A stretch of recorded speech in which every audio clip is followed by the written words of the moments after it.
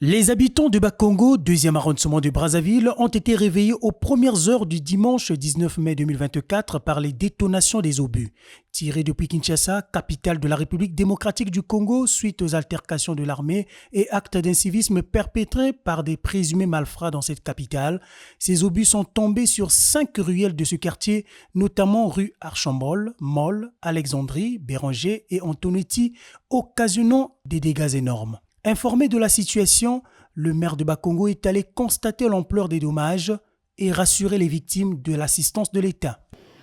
Alertés, informés, nous nous sommes rendus sur les lieux où nous nous trouvons présentement pour constater, n'est-ce pas, et faire un état des lieux en termes de dégâts matériels et surtout humains.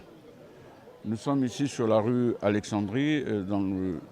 Alors quelques dégâts matériels assez importants et un dégât humain. Ce sont les effets collatéraux de ces détonations, de ces explosifs que nous avons reçus en provenance de Kinshasa. Maintenant, vous dire l'origine, qu'est-ce qui s'est passé de l'autre côté, nous attendons que les officiels eux-mêmes, j'en suis un, mais la hiérarchie qui est là, maîtrise mieux l'information pour que les populations de Brazzaville et celles de Bakongo s'apaisent. Ce qui est important dans un premier temps, c'est de se rassurer qu'il n'y a pas eu mort d'homme, qu'il y a eu des dégâts matériels assez importants sur les habitations. Mais je pense que personne n'est mort. C'est déjà ça, Dieu merci. Et le reste, on verra. On verra et vous serez informés en temps opportun. Victimes des projectiles, ces habitants n'ont pas manqué de relater les faits. C'était à 5h30. J'ai entendu seulement le bruit. J'ai entendu seulement, parce que moi je dormais au salon. J'ai entendu seulement le bruit. Bah, moi j'ai dit, ah mais ça c'est quoi? C'est le cartouche. Je suis allé réveiller la famille. Madame et les enfants, quoi. Ils étaient dans la chambre. Moi j'étais là. Moi je crois que c'était quoi? Peut-être le tonnerre. Moi je crois que c'était le tonnerre. C'était le hobby. Je ne sais pas si le hobby ou le lance-roquette, moi je ne savais pas. C'est la flamme qui sort de la maison. Je ne connaissais pas là où ça venait. Et puis du coup, bon, c'est là où je me suis senti que non, que c'est maintenant, c'est des coups de flamme. J'étais au lit, je dormais vers 5h du matin, j'ai entendu un bruit. Je me lève, c'est mon garde-linge qui était dispersé. J'ai senti une odeur et il y avait de la fumée. Donc mon premier réflexe, c'était de d'abord prendre l'enfant et de sortir. Il y a eu des éclats.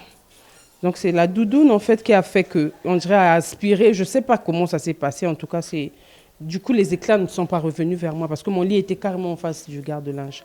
Et le truc est tombé en face là-bas. J'ai entendu seulement une seule détonation. C'est au moment où je voulais sortir de la chambre. Avec un brouhaha terrible. Et ça a fait un fracas dans la maison. La maison était poussiéreuse. J'ai essayé de tâtonner tout mon corps. Peut-être qu'il y a eu une blessure.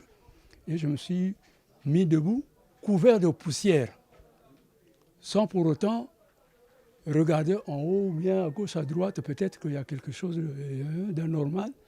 Ce n'est que bien après que je me suis aperçu que la toiture est trouée et il y a eu toute cette saleté dans la maison. Outre les pertes des biens matériels, une personne est également victime des impacts des obus largués depuis Kinshasa. Il en est de même des logements sociaux de Bakongo.